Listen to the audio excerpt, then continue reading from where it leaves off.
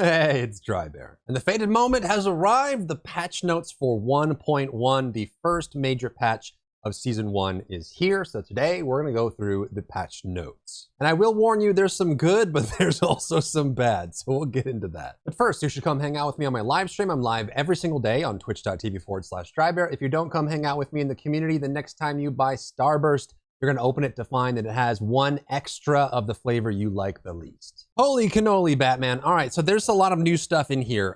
There's some things that I'm definitely not happy about, and there's some things that I'm kind of shocked by, but let's go through all of it. The notes are quite extensive, not as extensive as I thought they were going to be based on how they were kind of hyping it up, but I think there's definitely some big things to go in here. I'm actually going to skip over all of the fixes. There's tons of fixes in here where they did a bunch of bug fixes. There's loads of them. And I think you can go through this on your own and figure out which ones were addressed. And there's some pretty big ones in here that they wanted to, do some major things, like issues where monsters with cold would freeze players in one hit. I don't know what that means. Does that mean that they can no longer have that? Fixed issue where monsters would froze players more often than intended. Stuff like that is interesting, but there's definitely a lot of fixes in here that what would be really great, but I'm gonna skip them just to make sure the patch notes video is focused and short. So let's start with the new content, the uniques that are going into the game. There is supposedly a new unique that no one will ever see, Havarian Spear of Lycander.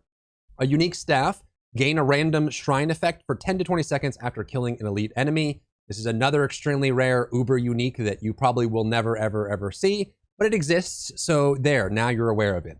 Barbarian, Azure Wrath, unique sword. Lucky hit, your core skills have a chance to freeze enemies for 3 seconds and deal cold damage. This one's gonna be kind of interesting. I don't see this fitting into many current builds, but I'm curious to see if new Barbarian builds come out of this in general. And a lot of this will depend on what stats are on the item as well, which they don't have listed. That kind of makes or breaks uniques these days, whether or not they have good stats, especially if it's gonna be a weapon and it has a bunch of non-offensive stats on it, it can really lower the value of that unique in general. For Druid, Flesh Render, unique one-handed mace, debilitating roar, and blood howl deal damage to nearby poisoned enemies. Hopefully this means that we can do either a more interesting rabies detonate build, or maybe this leads to the possibility of dual shapeshifting. We'll see. But again, it depends on what the stats are. Necromancer, the ever-famous lidless wall that has been in almost every Diablo game. Unique shield. Lucky hit, while you have an active Bone Storm, hitting an enemy outside of a Bone Storm has up to 5 to 25% chance to spawn an additional Bone Storm at their location. Each of your active sacrifice bonuses increases the chance by 25% and the total number of additional Bone Storms you can have by 1. So they're making Bone Storm now an offensive option, I guess, or I'm wondering if this is going to just work with Shielding Storm, which means Shielding Storm becomes even better than it already is. So we have that there. But the sacrifice bonus increasing it, and you have multiple. It's possible you just have some really nice AoE for bone damage from this. So this could be a pretty cool addition, again, depending on the stats and how it lines up. Eagle Horn for Rogue is a unique bow. Penetrating Shot has a 30 to 80% chance to fire an arrow that bounces off walls and scenery. Hitting enemies from behind with Penetrating Shot will make them vulnerable for 3 seconds. Now, I've worked on mechanics like this before, things like Hu Yi in Smite, and in general, this depends a lot on how well the collision is developed for the world and the environment. If the walls and the scenery and the environment has kind of shocking or your unexpected collisions, these can bounce off in directions that you're never ever expecting. Depends on how many times it bounces. It doesn't say whether it's multiple or just once. It could be really cool, or this could be really janky. This would be worth testing, but if it does work, it's actually kind of cool. It gives us an extra shot to get a bonus penetrating shot and vulnerable for penetrating shot, which is pretty cool as well. The Oculus unique wand. If you're a sorcerer, let me know what you think about this, because this one is, I don't even know. It's interesting, to say the least. Gain the effect of the teleport enchantment for free.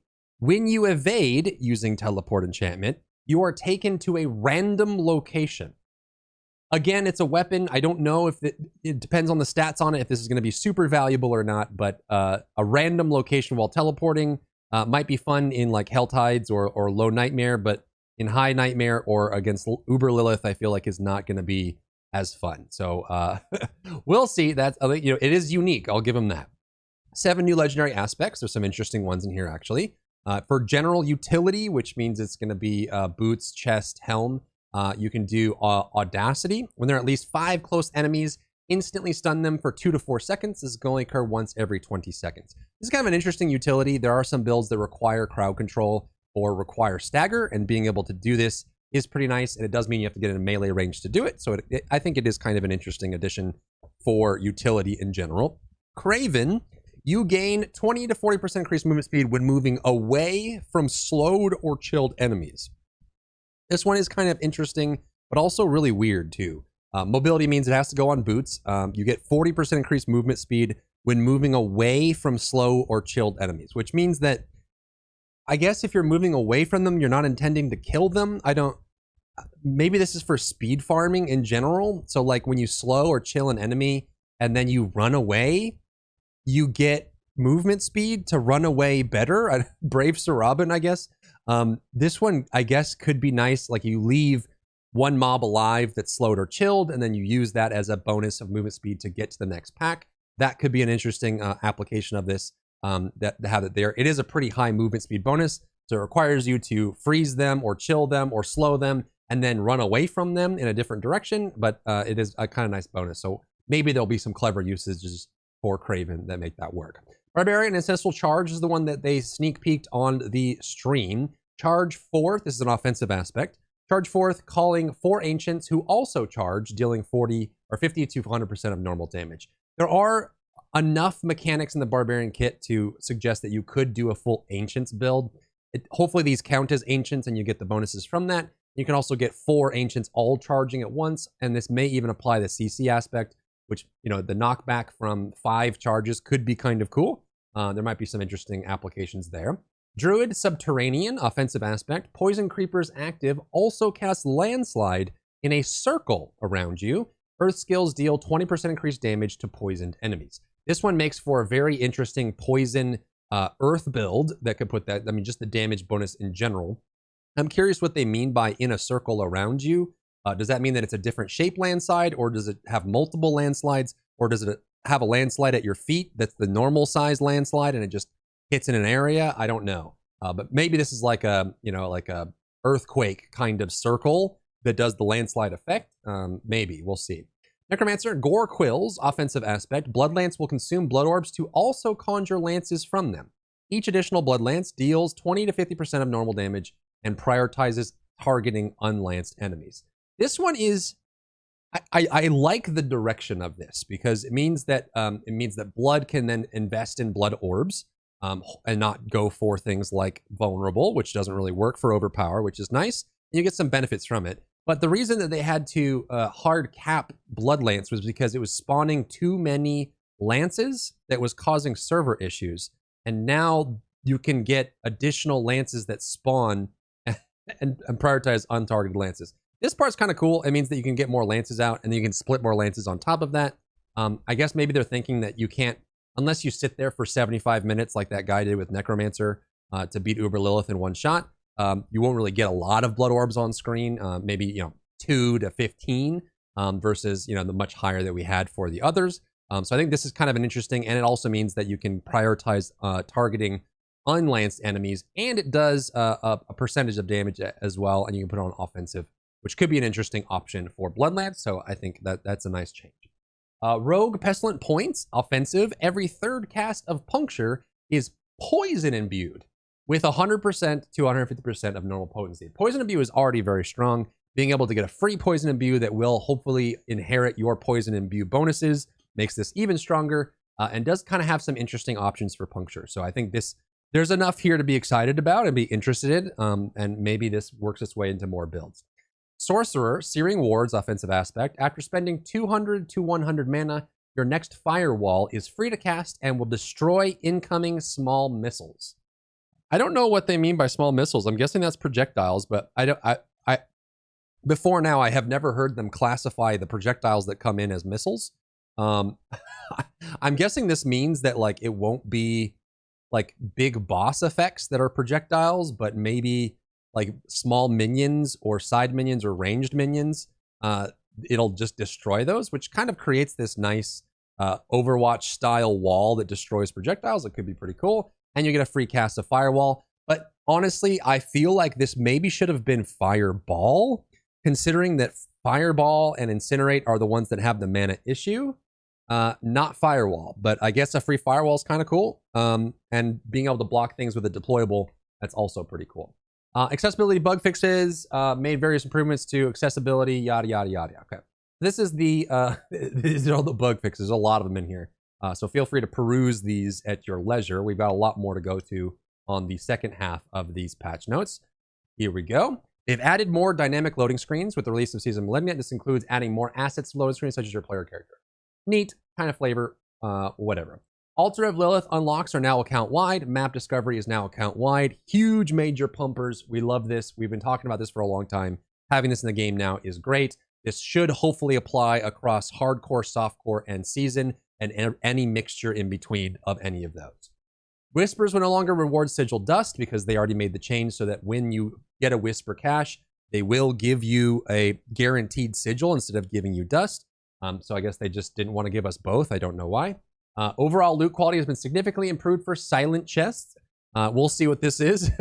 In general, the silent chests didn't drop that much loot. It was kind of balanced for having 20 obols as the spend price, which, you know, you spend 40 to get a blue or yellow offhand or something. So having half that value for the chest, I would rather them make the chest way better and then make the key cost a lot more rather than have it the way it is. So we'll see what significantly improved means. Maybe these are actually pretty pog now. The channel time for the leave dungeon ability has been increased from 3 to 5 seconds. I don't know why this is the way that it is. I mean, the most reasonable answer that I can think about for this change is that there must have been some platform or connectivity issue that was causing this. So maybe if you were laggy, you could port out a dungeon even though you were CC'd or being attacked, or maybe it was causing desync in the overworld, or maybe this makes it so that you know, it solves a connectivity issue with the overworld. I don't know, but raising this from 3 to 5 seconds, I guess they really want to make sure that you're out of combat before you use this to get out of the dungeon. I don't know. This one's an interesting one. We have generally reduced the tendency for many monsters to move around in combat so that melee characters don't have to chase down their enemies as much. This is great because there's a lot like the fallen grunts, the little dudes for the fallen mob set, the spider mob set. There's a lot of these small minions that even though you're fighting them one-on-one, they'll just have a tendency to just get ADD and run off in a random direction, then come back. So hopefully this gets reduced and that feels a lot better. Added PS5 dual sense edge wireless controller support for PC. Pretty cool.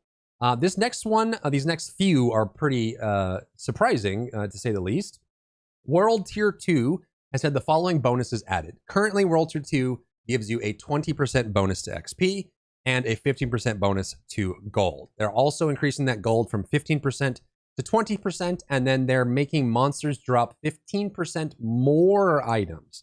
Not necessarily better items, but more items. And they say that we like World Tier 2 as it is, but we want the reward to be better aligned with its difficulty. It doesn't affect the experience or the clear speed, and you really just want to do it for leveling. There is definitely a discussion to be had now on if this is worth for, you know, kind of getting, if you're, especially if you're doing stronghold farming with extra gold and monster drops, this actually could be really, really good, and actually super worth because the drops in strongholds are already very strong. But that's kind of neither here nor there. Leveling scaling inside Druid, inside dungeons and most overworld territories has been adjusted in World Tiers 3 and 4. Monsters will begin to trail behind the player in level after a certain point. So basically, they're adding a minimum level for the overworld that if you're below it, monsters will be hard, and as you move past it, they'll get easier and easier so that you can feel that sense of getting stronger. This doesn't affect world bosses, Legion events, Fields of Hatred, Helltide, or Nightmare. So if you're doing an event, they'll always be strong, but if you're in the random overworld, they'll start to fall behind as you level up. So you can see that in World Tier 3, which technically starts at level 50, the monsters will be like a minimum level 55. So if you go to World Tier 3 at level 45, they'll be 55 now. But as you move past 55, they slowly work their way up so that when you're level 70, it starts to go -5. So like 65 is the level they're going to be. So you feel strong and powerful and mighty when that's happening. And the same thing goes for World Tier 4. So they're putting a minimum level on World Tier 4 so that you have that as part of the experience. Speaking of experience, reward experience for completing Whispers has been significantly increased. This one was pretty poor. I don't know what significant means. Hopefully, this means that doing the Whispers becomes a little bit more viable, especially as a leveling strat, and maybe that becomes more interesting as we go along. We are adjusting bonus experience rewards for killing monsters that are higher level than the player. This one is wild. Preseason of the Malignant bonus. So currently, the way it worked is, or previously, before this patch, the way it worked is that every mob in the game gave a flat, like linear amount more XP for every level that it went up above you. So for 1 level, 2 level, 3 level, 5, 10, 20, 50, 100, whatever it is, they kind of went up this linear scale of getting more and more XP provided. But there was also a global bonus that was applied for the first 3 levels. And that's why 3 levels higher than you was the most optimal, because it gave you 25, so it was 15%, 20%, 25% for 3 levels higher, and then you would just benefit from that linear graph as you moved past 3 levels higher. They're changing that to Season of the Malignant, 1.5% bonus per level up to 10 levels. So 1 level higher is going from 15% to 1.5%. 2 levels higher is going from 20% to 3%. 3 levels higher is going from 25% to 4.5%.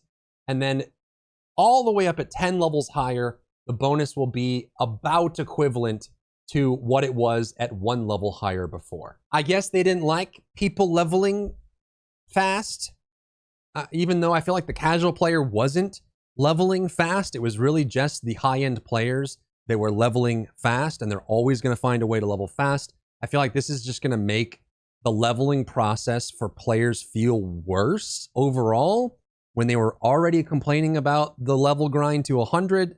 I don't know. This one is, I don't know. We're also adjusting experience rewards for monster level offsets for higher world tiers. So this one is primarily for boosting. So the reason they're changing this is because you could take a level 1 character, and then you have someone who's level 100. You run them through the capstone dungeon on World Tier 2. You run them through the capstone dungeon on World Tier 3. They go into World Tier 4. You take them into a dungeon. They stay at the entrance, and you slaughter the whole dungeon, and then you reset and do it again. And this was a very effective way to boost characters up to high levels so that people could experience the end game and skip right through it. They're changing that because they want this to be even slower, I guess. So currently, in the previous patch, current World Tier level offsets were World Tier 2 was up to +3, World Tier 3 was up to +10, and if you were in World Tier 4, if you were level 1 and you were fighting a level 100 monster, it would still give you the value of that monster, which is what made the boosting crazy fast. They're changing it now so that the cap in World Tier 2 is up to +3. So even if you're in World Tier 2 and you're level 1 and someone's killing level 50 monsters for you, you'll get experience as if those monsters were like level 4. So there's a cap in World Tier 2 so that they can't go higher than 3 levels higher than you for the XP that they provide. That is increased to 6 in World Tier 3, and then it's capped out at 10 for World Tier 4. So again, in that scenario, which is the edge case where you're level 1 in World Tier 4, and then someone's running you through a high level nightmare or something 100 levels higher than you, it will treat the monsters inside as if they were 10 levels higher than you. So when you're boosting someone, the max benefit is going to come for killing mobs that are 10 levels higher than they currently are. There's not really any reason to go higher than that because it's just going to slow you down. This combined with these changes here is a very significant nerf to leveling and a nerf to boosting, which I can definitely see that there are more people that want, they want to have less boosting, but I don't know. I feel like this is not a very, I don't know if I agree with this change. I think this is going to make the game feel a little worse for people that were already on the fence. So there we are. Helltide, monsters inside the Helltide are 3 levels higher. This not only gives you more XP in general, it's going to be less than the previous patch, but more on the same patch than 2. So Helltides are going to be a little bit harder and give a little more XP, which is kind of nice. The Tortured Gift of Mysteries chest has had its cost increased to 250 up from 175. So now if you want to do four to six Helltide mystery chests, then you now have to farm 75 more cinders per chest to get the same loot you were getting before. And they didn't even increase the value of the mystery chests that came along with this. It was just a flat increase. So now before you could get 4 Helltide chests in a single Helltide if the timers lined up for 700 cinders. Now it's going to be 1,000 required in order to get the same amount of value. So you just have to farm more Helltides for longer in order to get value out of that. All interactable objects in Helltide zones have now had a small chance of dropping aberrant cinders. This means like corpses on the ground, chests, knocking over piles of armor and stuff like that. So there should be a small increase in cinders that come along with that. Balance updates. As they've been going through it, let's read this because this is kind of important on their mindset and where they're going. The builds emerging from new players have shocked and delighted us. We've chosen to focus season on Malignant Balance on clear itemization disparities over redesigns. The class changes are lowly focused on numeric increases to skills and upgrades that players haven't yet found compelling, and they want to focus on crit damage, empowering all damage on 2 specific glyphs, and there are a few class stat decreases on sources which grant extreme amounts of damage, healing, or unstoppable, and they want to put a stop to that. So starting with Barbarian, violent double swing, vulnerable duration, doubled in duration, pretty cool. Furious upheaval damage bonus per stack increased from 3% to 5%. Power charge cooldown reduction is now capped to 3 targets for a maximum of 9 seconds of cooldown reduction. Tactical ground stomp fury gain increased from 25 to 40. This one's pretty cool. I like actually getting more fury from ground stomp, so that's really nice. Enhanced death blows damage bonus to bosses increased to 150%. This will actually help with leveling a little bit. You don't do bosses as much while leveling, but death blow is definitely a big part of that. Enhanced steel grasp vulnerable duration increased from 2.5 to 3 seconds. I feel like they could have even gone longer on this because I feel like steel grasp is kind of it's a pain to pick up because you lose a slot for it. But having longer vulnerable does make it at least different than the other options, which is pretty cool. Enhanced rupture damage increased from 30% to 45%. It's a pretty big increase. Warrior's rupture attack speed bonus increased from 20% to 30%, and duration increased from 4 to 5 seconds. So a lot of these are kind of like things that weren't being chosen as much. Fighter's rupture healing increased from 15% to 18% of maximum life, giving them a little bit more survivability. Hamstring now only slows healthy enemies, and slow amount increased. Cut to the bone bleeding damage, bonus to vulnerable, reduced from 18% at max to 15% at max. So 3%, so it's 1% more scaling, 3% at max for all of those. The Wrath glyph bonus now affects all damage instead of just core skills. So instead of core skills getting that bonus, all damage will get it. I think they did this for all classes, which is pretty cool.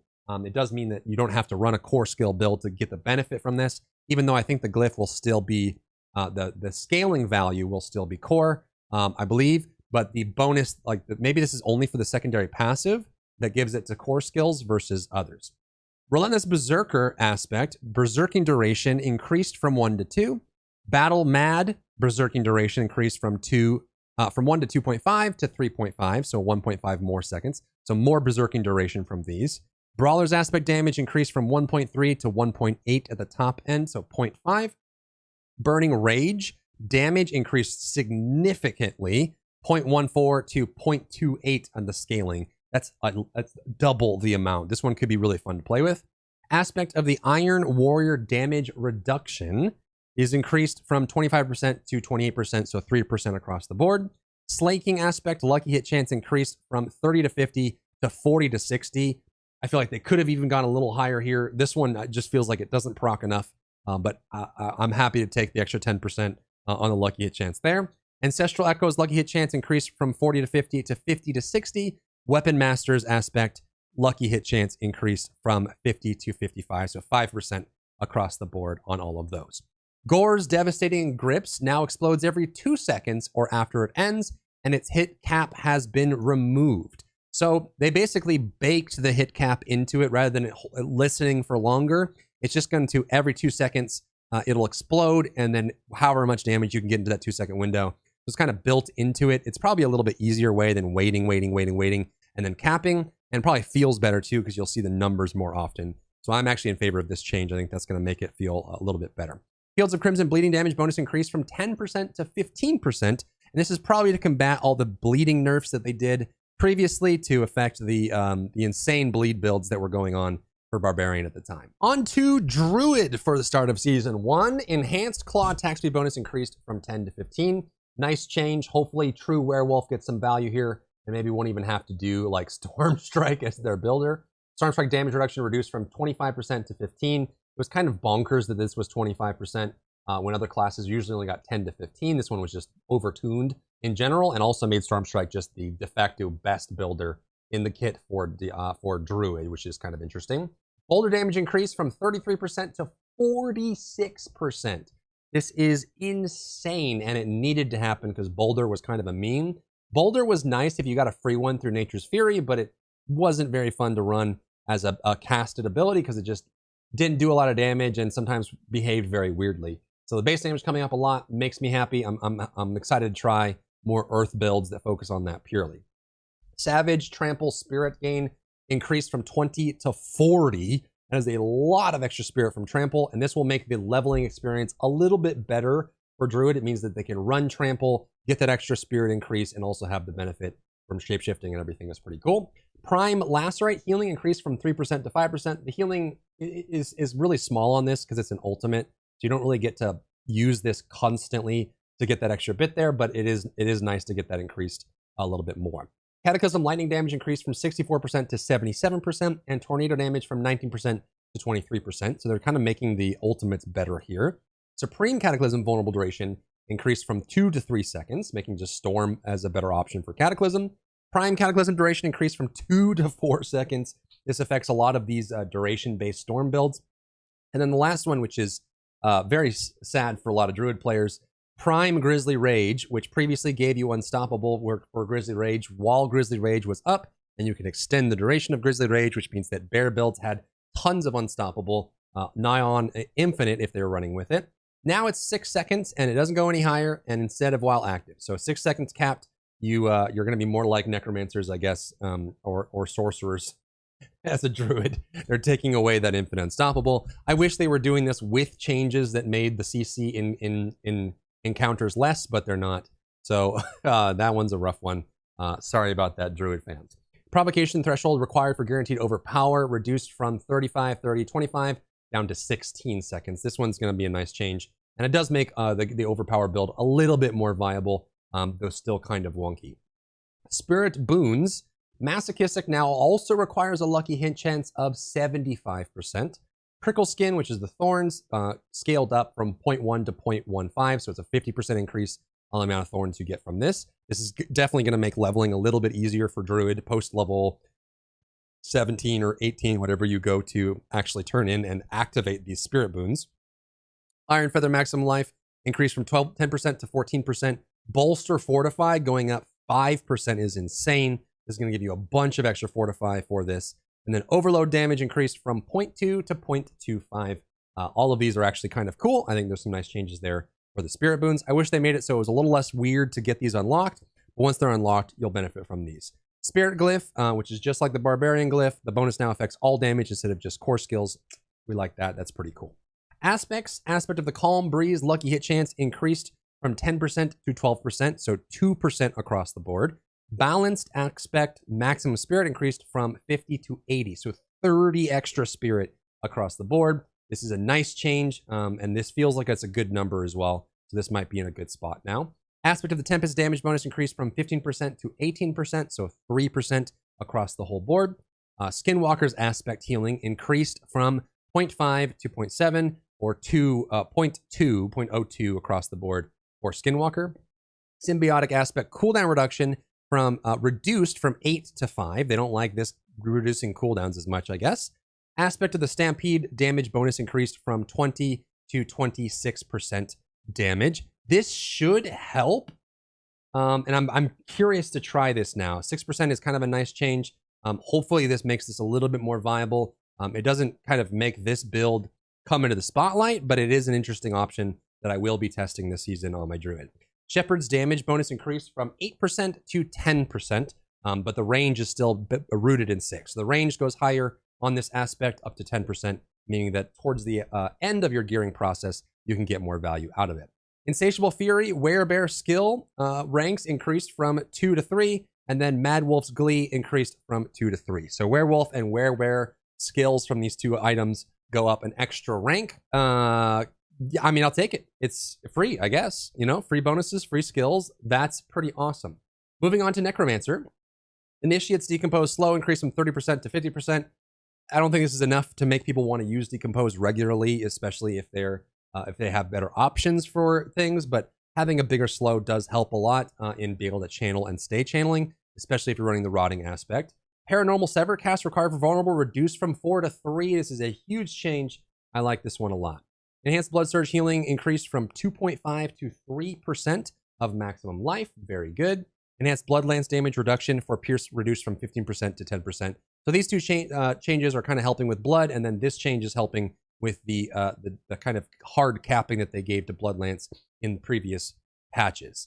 Bone Prison, initial essence gained increased from 15 to 25, which means it's giving more essence even though there's only one target inside of the Bone Prison. Abhorrent Iron Maiden healing increased again from 5% to 7% of max life. This is a 7% of max life on kill for Iron Maiden. They really want you to use this curse.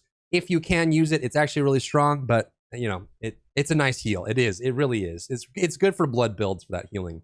Golems move faster and unhindered through enemies when their cooldown is activated. How much faster? I don't know. Moving faster doesn't solve getting stuck on things, because obviously you're not moving at all when the golem's stuck on things.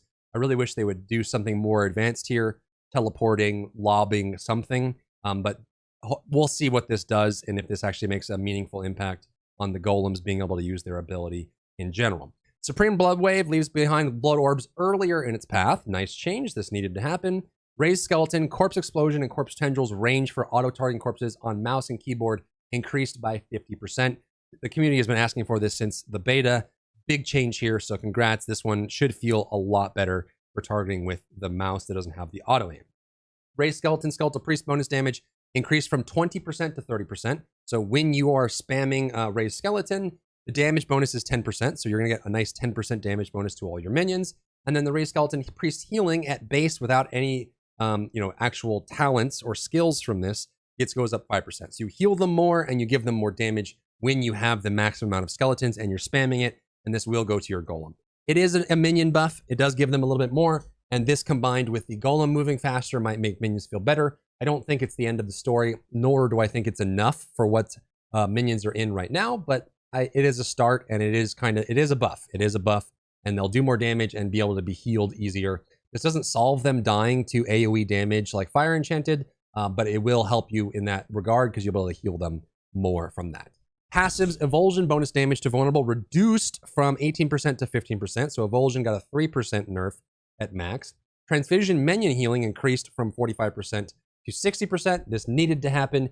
45% of a blood orb was very little. So 60% is going to help a lot. And then this combined with Raised Skeleton Priest should help keep your minions alive in those cases. Drained Vitality Lucky Hit Chance, which gives you the chance to fortify, increased from 25% to 30%. It still needs to be a lucky hit chance, but then when it's a lucky hit, it will have a 5% higher chance of getting you fortify, which is pretty nice. And kind of a shocker, I didn't think they'd do this, but amplify damage going up 3% damage overall. So whether using Iron Maiden or Decrepify or both, you'll get 3% more damage at max for amplified damage. And maybe this is to help off, move damage into getting the skill bonus rather than just getting the passives, especially the passives that we have like from Evulsion for that vulnerable damage. Book of the Dead, Necromancer minions will now automatically resummon after respawning during a world boss fight. This is a nice quality of life change. It just means that when you die in a boss fight, you don't lose your whole army and then you become useless, and then you die and then you become useless. The Warrior Defenders upgrade Thorns inherited from 40% to 50%, which is nice.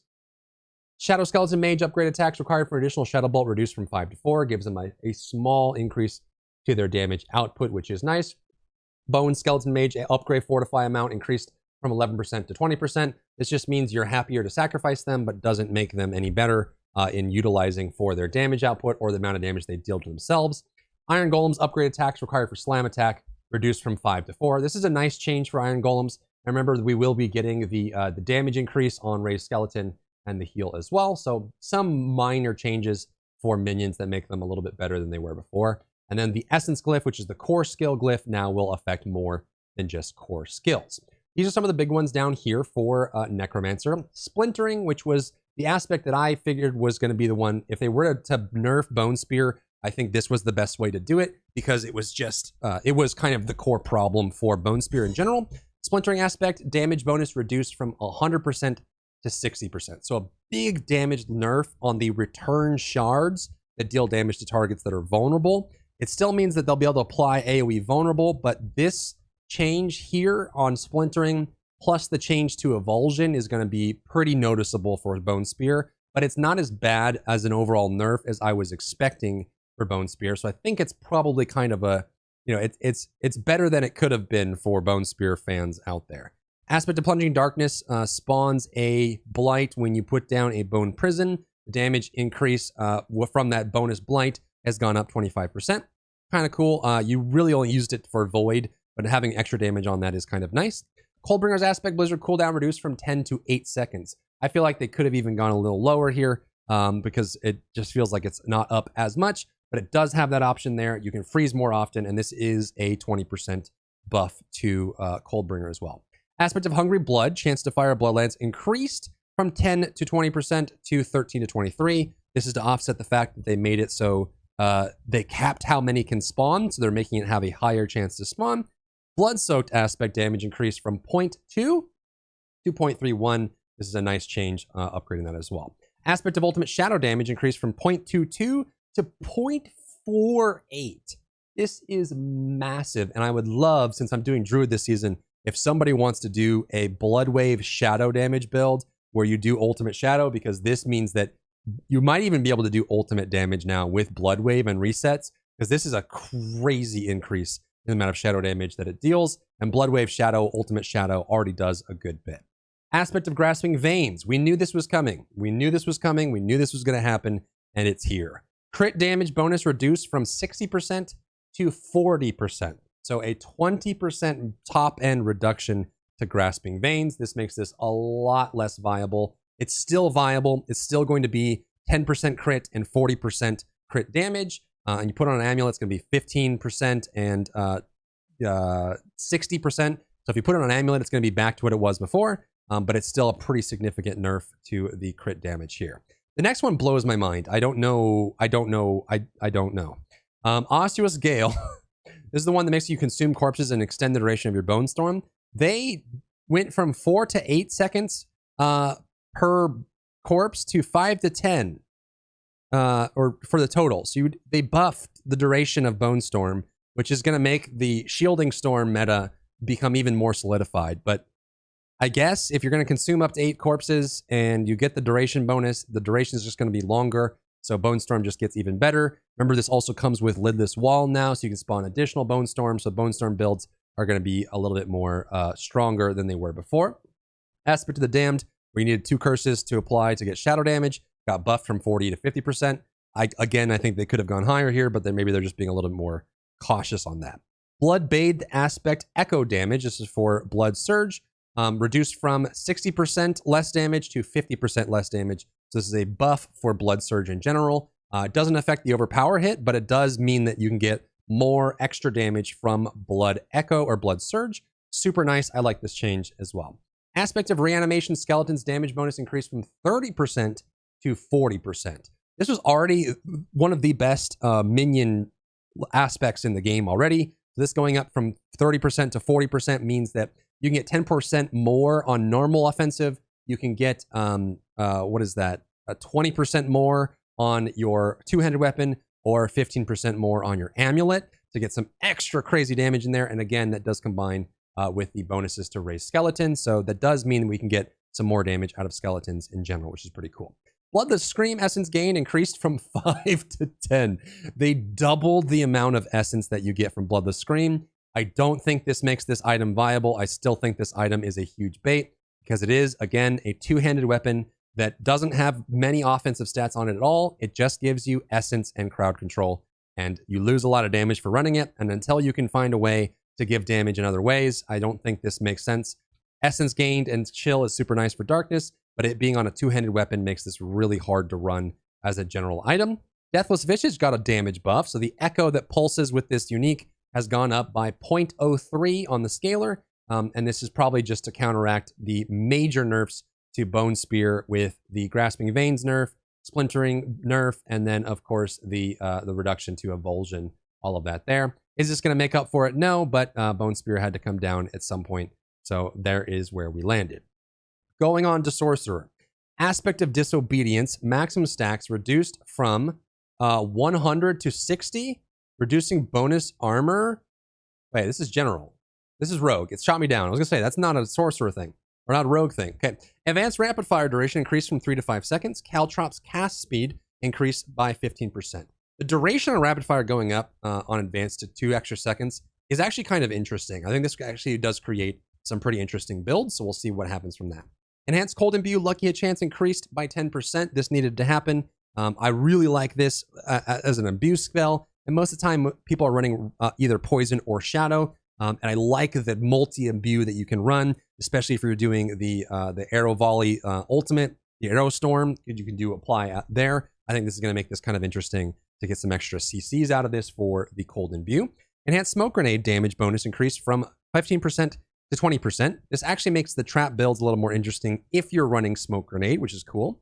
Methodical dash maximum cooldown reduction increased from 3 to 4 seconds. So the maximum cooldown reduction is going to be better with Methodical Dash. And I think what they're trying to do is make it so that people have a more interesting choice between Dash and between Shadow Step as movement options there. So this one is going to be pretty interesting as well. Concealment stealth duration increased from 4 to 5 seconds. Nice change there. Enhanced Dark Shroud's chance to not be consumed increased from 10 to 14%. I feel like this could be a little bit higher considering they took away some of the value that Dark Shroud had on launch. But hey, 4%, we take those Ws. Supreme Death Trap cooldown reduction increased from 10 to 12 seconds. Victimized lucky hit chance on passive increased from 30 to 35%. That should proc a little bit more now. Siphoning Strikes now also requires a lucky hit chance of 75%. Rugged damage reduction against damage over time effects increased by 3%. I think this is good. This is a nice little change here, especially since it's only specific to dot damage, and especially in High Nightmare, poisons, bleeds, shadows, all of those dot damages can get pretty obscene.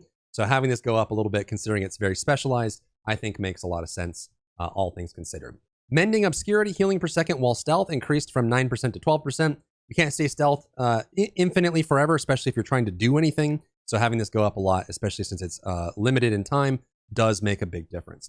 Aftermath energy restored increased from 75 to 90. Paragon combat glyphs bonus now affects all damage to the core skills. Same thing as every other class. Eldritch Bounty legendary node duration increased from 6 to 9 seconds. Specialization preparation ultimate cooldown reduction is increased from 4 to 5 seconds. I think this is a step in the right direction because I do believe that the rogue ultimates need love. As far as most classes go, they probably have the weakest / least impactful ultimates in the game. And typically, if you're trying to do that kind of build, you do run preparation for that cooldown reduction, which, you know, comparing this to resets that like Druids or Necromancers have, I think that this is a step in the right direction, but I would like to see more changes for the ultimates for Rogue. Legendary aspects, Volatile Shadows damage increased from 0.193 to 0.27, huge damage increase from there. Icy Alchemist aspect chill increased from 15% to 25%. Shadow Slicer damage increased from 35% to 100%. Maybe it gets run now, Shadow Slicer, but that is a massive damage increase. Toxic Alchemist damage increased from 0.13 to 0.16. Vengeful aspect lucky hit chance increased from 50% to 60%. Aspect of imitated imbuements duration increased from 5 to 9 seconds. So at least they are trying to take some of the least used aspects of Rogue's kit and make them a little bit more interesting. And if they're super underperforming like Shadow Slicer, they make them a lot more interesting. Stolen Vigor going up to 0.08 from 0.06. Aspect of Lethal Dusk life of kill duration increased to 4 to 6 seconds, so a 50% increase. Noxious Ice bonus damage increased from 25 to 29. And Elusive Menace dodge chance increased from 5 to 7. This one I feel like could go a little bit higher as a dodge chance, but again, maybe they're just being a little bit more cautious. Sky Hunter's energy gain increased from 25 to 30 with a 20 base, so 5 across the board. Grasp of Shadow Lucky Hit chance increased from 20 to 30% to 24 to 34% on the Shadow Lucky Hit chance of Grasp. So yeah, I feel like Rogue is kind of the unproblematic, the non-drama, unproblematic child of the game right now. A lot of these are good changes. I don't really see anything that's like insanely ridiculous or bad. There's not anything that's like crazy. They're just bringing some less used things into the spotlight. But if you're a Rogue and you've enjoyed Rogue, I think you're going to continue to enjoy Rogue going into Season 1. Moving on to not the unproblematic child, the Sorcerer. Enhanced Charge Bolt's duration or damage increased from 24% to 30% and now benefits from all skill ranks. This is nice. I guess it was bugged before, but the damage increase going on Charge Bolts is nice. Destructive Charge Bolt's damage reduction increased from 20% to 25%. These two changes might make Charge Bolts more interesting for leveling for Sorcerer, which could be cool and would be worth testing. Destructive Incinerate damage reduction increased from 20 to 25%. I think this could be 30. I feel like if you're going to do Incinerate, you put yourself at a severe disadvantage and risk. So I think this could easily be 30 and it would be just fine. Ice Blade's cast cleanup has been tightened, which is nice, allowing players to act after it's cast sooner, which means the post-fire animation delay for this has gone down, which means you can start moving without evading in order to do it for Ice Blades, which is cool. Firebolt initial damage increased from 10% to 18%. This is going to help leveling for sorcerers as well. Wizard's Firewall maximum mana regeneration increased from 25 to 35%. And they also did get that unique for free casting of Firewall as well. Wizard's Blizzard core skill mana cost reduction increased from 10% to 20%, so more reduction on the mana cost of Blizzard. And Supreme Deep Freeze cooldown reduction increased from 50% to 100%, which makes this even more of a better ultimate for sorcerers in general. Passives. Elemental Dominance now also affects mastery skills instead of just core skills. This one probably has more impact than it reads right now, and will need more testing to see how good that actually is. Potent Warding duration increased from 3 to 9 seconds. I don't know why it was 3 seconds in the first place. This was such a short window, but Potent Warding going to 9 seconds is going to feel way better for Sorcerer survivability. Protection Barrier duration increased from 2 to 3 seconds. I'll take that 50% increase. Align the Elements damage reduction per second increased from 3 to 9. So they're really helping with the survivability of Sorcerer with these changes. Really good stuff. Mana Shield damage reduction increased from 15% to 21%, so more damage reduction. Devouring Blaze bonus crit damage reduced from 30% to 21%. This one hurts real bad. Devouring Blaze bonus crit damage to immobilized reduced from 75 to 30%. These two changes are shocking. I don't know why Devouring Blaze was targeted for this, but these are big nerfs for Devouring Blaze as an option. Fiery Surge mana regeneration increased from 30% to 45%, which does give you some pretty nice mana regeneration. The 15% increase at maximum, which does help a good bit with that.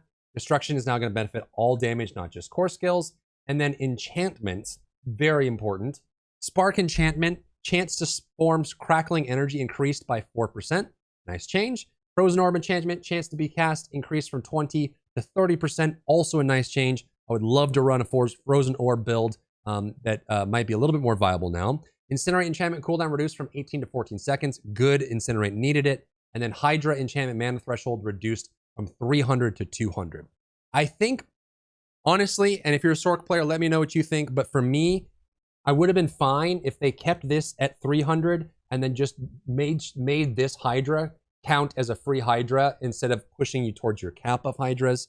Like, this would always spawn an additional Hydra no matter how many Hydras you had or what your maximum was, rather than replacing one of them. But I guess lowering this mana cost threshold is nice, and it does mean that you'll get it more often. So that is kind of a different option. But I was fine spending 300 mana if it meant that I always got an extra Hydra instead of just an increase to existing Hydra.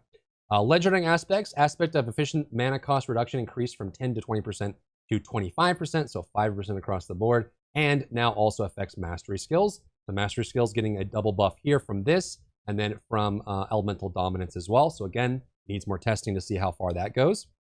Armageddon, damage increased from 0.25 to 0.4. Massive increase in damage for this one. Shattered Stars damage increased from 0.2 to 0.25. Serpentine Aspect Hydra duration increased, reduced from 20% to 10%. Again, I don't know why Hydras are a problem. This one just feels kind of out of pocket. Maybe it's to go in line with this, but again, if you're a Stork player, let me know how you feel about this. I feel like the duration. Well, this is a buff actually. Duration reduction reduced. Reduction reduced. I misread it. So the duration reduction from Serpentine Aspect was reduced, so it reduces less, which means that it has more. So this is a buff. I'm stupid. I apologize about that. Reduction reduced freaked me out. Okay, this is good. Again, if this was a nerf, I didn't know why it existed because there was no reason for it, but it's a buff, so that's good. Glacial Aspect Ice Spikes bonus damage to Frozen reduced from 25% to 15%. So they're trying to, I guess, nerf ice shards primarily for the ice spikes damage here. Bonus to damage Frozen reduced from 25% to 15%.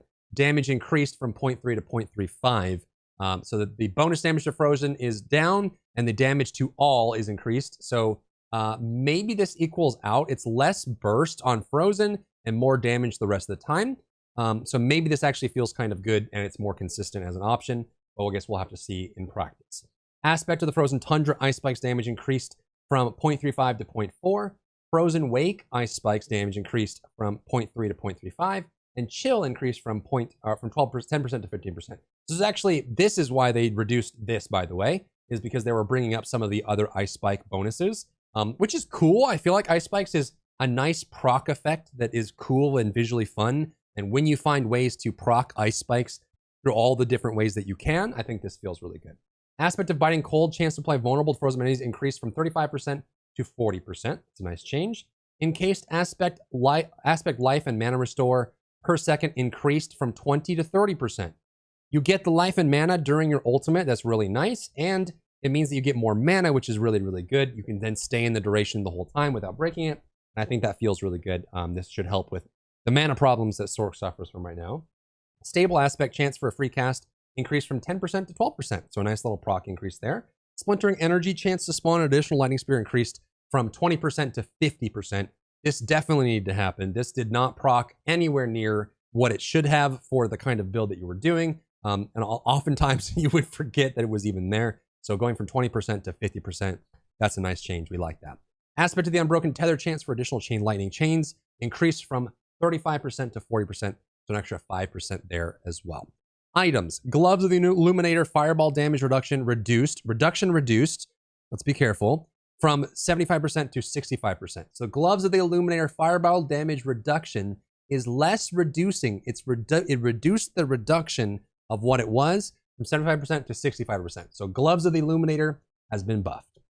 It does more damage than it did before because it reduces the reduction that it reduces on your Fireball to less reduced than it was. Right? Esu's Heirloom critical strike chance for movement speed increased from 25% to 35%, so a nice little increase there. And Esidora's Overflowing Cameo chance to release a Lightning Nova increased from 10% to 15%, also a very nice change. Let's get on to the fun part, because this is probably my biggest gripe and my reaction to the patch notes here, but we're reporting, so let's go through exactly what is changing inside of the general here. Aspects. Disobedience got nerfed. You're going to see some changes later. They're just nerfing damage reduction for players across the board and giving us more damage. And I feel like the problem with the endgame content right now is the fact that it already does too much damage, that surviving requires a massive boatload amount of defense to the point where you kind of gimp your build, and nerfing that is just going to make that even worse in general. So here we go. Disobedience, which was the main staple in every single viable endgame build from Nightmare 80 to Nightmare 100, and for Uber Lilith, it was required because it was the main reason why you could get massive defense and still survive some of the ridiculous things that you were encountering in endgame Diablo 4 has been massively nerfed. 100 stacks down to 60, it's 1% or 0.5% per stack, reducing the maximum bonus armor from 50% to 30%. So if you have fully stacked Disobedience, which means you hit 100 times in 4 seconds, is now going to be 20% less armor than before. Even if you run this on your amulet, it's still not going to reach the value of pre-patch. This hurts so much with the way that you play endgame Diablo, and I would hope that this would come with other changes that counteract this, but this one feels pretty bad. Aspect Retribution bonus damage to stun reduced from 40% to 20%. Exploiter's Aspect from Unstoppable from 50% to 40%. So these two were used as off-meta builds to give them damage. I used it in my Corpse Explosion build. You can use it in Blizzard builds and Rogue Stun builds and things like that. But I guess they didn't like the fact that, Retribution's a damage, it's an offensive aspect you can put on, you have to put on rings or gloves or something. But Exploiter, being a utility, I can understand them not wanting to give a massive damage bonus from a utility aspect. But this one feels a little bit too much. Like, I feel like the conditional being stunned and only stunned should be a meaningful aspect. I feel like this is going to make Retribution pretty worthless now. I don't know if you would ever run this in any situation. Any build that was running Retribution before on gloves or rings, you would never run this really on amulet because there were better options. But I feel like 20% on a perfect roll is pretty garbage, pretty garbanzo. And I wouldn't be surprised if every build that uses Retribution now will no longer use it at all. Items, the Butcher's Cleaver slow increased from 75% to 75% max. So the base came up. So the slow is a little bit more reasonable and reliable. Increased bonus damage, or bonus to drop ancestral and sacred items in Nightmare Dungeons from 5% to 10%. So you'll get overall more items that are ancestral or sacred rather than basic in Nightmare Dungeons, and that scales up as you go. So hopefully better loot in general. Removed a 20% chance to drop an extra equipment item from elite monsters outside of Nightmare Dungeons and Helltide.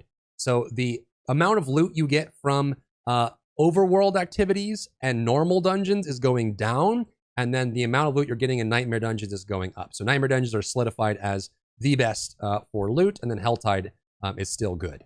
Increased chance to drop an extra equipment item from elite monsters in Nightmare Dungeons by 10%. So again, more loot in Nightmare and Helltide.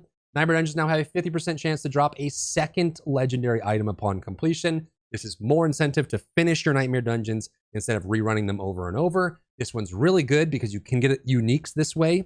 And I have many, many times at the end gotten a unique from that. So this gives us another way to get good loot. This is a good change. Nightmare Dungeons now give 3 rare items upon completion up from 1.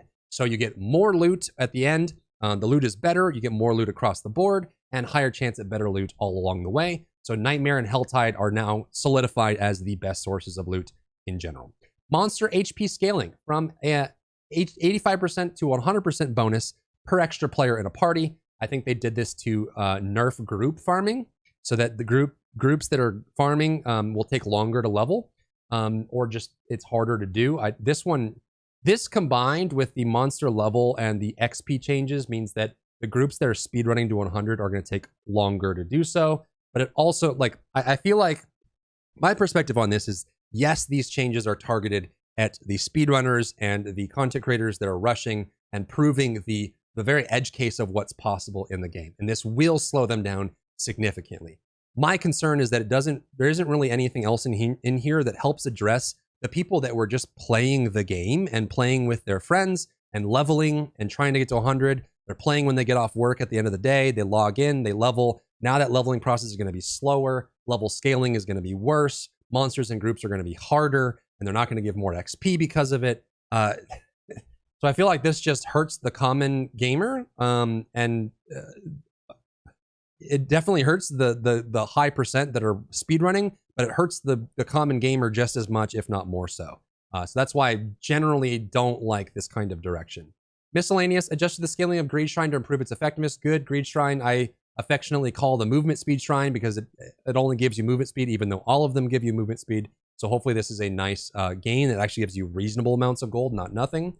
World bosses now drop potions more often. This should help with the longer engagements, especially during season. And there's no longer a limit how many materials you can refine into higher materials at once. In the previous patch, pre-patch, you can only do 20 at a time.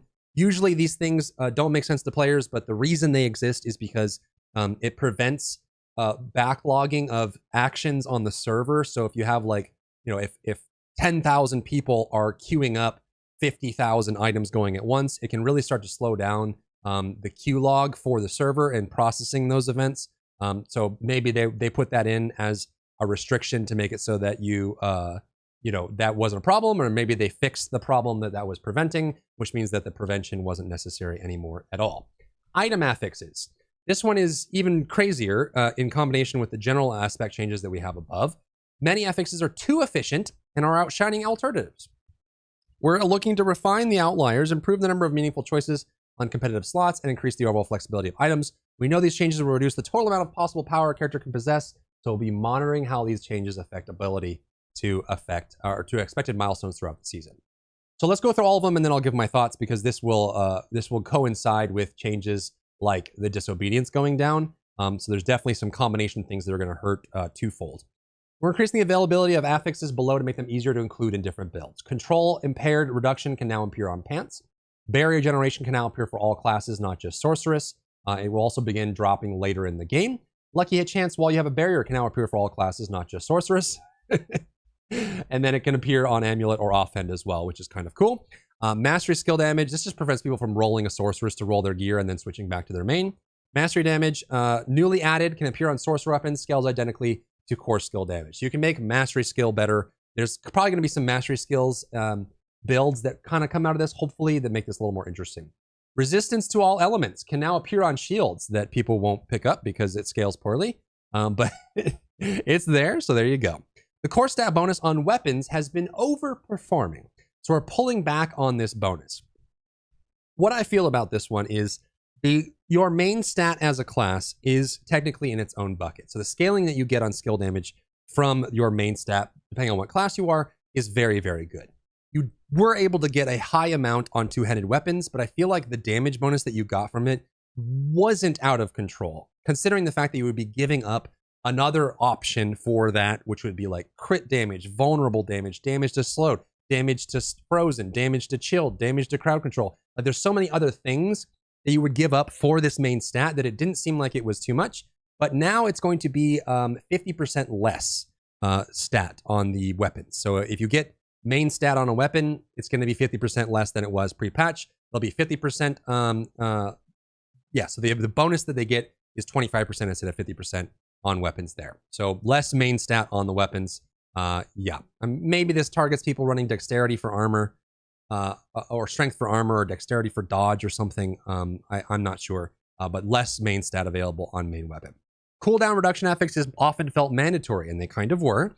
Due to their raw power, we imagine cooldown reduction will remain a highly desirable stat, but the penalty for not prioritizing it won't be as harsh. Cooldown reduction reduced by 30%. Across the board, cooldown reduction availability on items is now less than it was pre-patch. Imbuement skill cooldown reduction, 30% less. Trap skill cooldown reduction, 30% less, which means that even if you run max cooldown reduction on every possible slot, you still, like if you run it on Helm and Amulet and Offhand, you're going to have less than you would have before. We're seeing critical strike damage and vulnerable damage often viewed as hard requirement for a build success. True. We believe this is a step towards allowing more builds to flourish, and we'll continue to make changes in support of this goal. Crit strike damage reduced on all items by 17%. Lightning crit strike damage, 17% reduction. Crit strike damage for Bone Earth Imbued and Werewolf, reduced by 17%. Vulnerable damage available on items, reduced by 40%. So they're lowering our survivability against mobs, and then they're lowering our damage output for the best scalers in the game. So the question is, what comes now? Disparities in inherent affixes can rule some weapons out before the rest of their stats are even rolled. These are receiving harsher reductions in their normal affix counterparts to increase weapon flexibility. Cooldown reduction, the inherent or implicit on offhands, reduced by 35% in conjunction with the 30% normal stat roll of 30% reduction on cooldown. Crit strike damage inherent on swords reduced by 50%. Vulnerable damage on crossbows reduced by 65%. So crit damage, cooldown reduction, and vulnerable damage for picking a specific kind. So like focuses for cooldown reduction, swords for crit damage, and vulnerable damage on crossbows reduced dramatically. So way less available. So you combine that with 40% less vulnerable on your rings and your weapon, less crit damage on your rings and your weapon, and less cooldown reduction, less crit damage on swords. All of that going down, your damage output is going down significantly. Bonus to crowd-controlled enemies was overperforming relative to the ease of activating restrictor crowd-control types. Damage to crowd-control enemies on weapons reduced by 30%. Damage to frozen enemies increased by 20%. We have seen that skillful players are frequently slaughtering monsters many levels above their own. We want to support this, but the current situation is beyond what we believe is correct for the long-term health of the game. To chase this goal, we're shifting power to many offensive affixes from defensive affixes. This is another pain point that I think is going to make the end game feel even worse than it does right now. So currently, you can get specific elemental damage on your like chest piece or amulet to get bonuses to specific things. That number is pretty small and in most cases isn't run because it's just not worth it. So physical damage, fire damage, cold damage, lightning damage, poison damage, shadow damage, non-physical, so magical damage, physical dot damage, fire dot damage, shadow dot damage, all being increased. The flat elementals are going up 25% and the dots are going up 40% in damage. So the stats on those items will be more interesting and more viable. Damage with two-handed or a specific weapon type is going up 25%. So swap to new weapons, human form, shapeshifted, ranged weapons, dual-wielded, two-handed slashing, two-hand bludgeoning, which is mostly rogues and barbarians, and then druids for these down here. But those numbers are going up 25%. Blood skill damage, bone skill damage, brawling, companion, conjuration, cutthroat, darkness, earth, frost, imbued, imbuement, marksman, pyromancer, shock, storm, summoning, trap, weapon mastery, werebear, werewolf, all going up 25%, and then weapon mastery going up 33, imbuement skill going up 33. So all of these were pretty low damage increases. It was 20% capped on amulet and chest piece. So now on those, it's going to be more than it was before. So if it's 25%, then I guess that's going to be 25%. So it goes from 20% to 25% maximum on that damage increase there. Another huge nerf. Total armor as a stat on items has been reduced by 30%. Disobedience got massively nerfed, and total armor going down got massively nerfed. This on top of the fact that the end game mobs are not being nerfed at the same time, it means that your ability to survive the corpse bow off screen or the wrathful apparition one-shotting the lightning bolt through the wall, all of those is going to get worse, not better, going into Season 1. Attack speed for 4 seconds after dodging an attack increased by 20%. Damage for 4 seconds after dodging attack, 20%. Whole armor in werebear and werewolf, reduced. Close damage reduction, reduced by 20%. Distant damage reduction, reduced by 20%. Damage reduction from bleeding, burning, poison, and shadow dot, reduced by 25%. Damage reduction while fortified, reduced by 25%. So all of these plus total armor plus a massive nerf to disobedience means that you are going to be significantly squishier in Season 1 at endgame for High Nightmare and Uber Lilith than you were before, without any mob changes to offset this. It's just you're going to die more than you did before. And you're going to do less damage because the main scalars of vulnerable and crit damage have been nerfed as well. So this is kind of the main thing that I'm struggling with for patch notes. All the new content is awesome. I'm still excited about the malignant tunnels, the new system for gems, the power increases that we're going to get. I'm excited for all of that. Small damage buffs for minions and healing there. Some nice changes to Sorc that help mastery and survivability. Some new legendary aspects and uniques that are really nice. Some cool buffs to things that were kind of out of style or out of fashion for all classes, which is good. Some glyph buffs that are really nice. Helltide changes, but lower XP, lower survivability, slower progress through the game. There's definitely some pros and cons to this. Now, keep in mind, we're still going to get the 12% XP bonus from Season, so maybe the loss in XP here, hopefully that balances out a little bit, and some of that is there, but this is not the kind of patch overall that I was looking for. Still excited about the season. I'll play it and I'll update you if my opinion changes, but these are the patch notes for Season 1, first patch, patch 1.1. If you have any thoughts or comments, leave it down in the comment section or come hang out with me on live stream. I'd be happy to chat with you there. If you enjoyed yourself today, leave a like down below. You can support me and my work on Patreon and view Patreon exclusive content, link in the description. Thank you so much for tuning in, and I'll see you in the next one.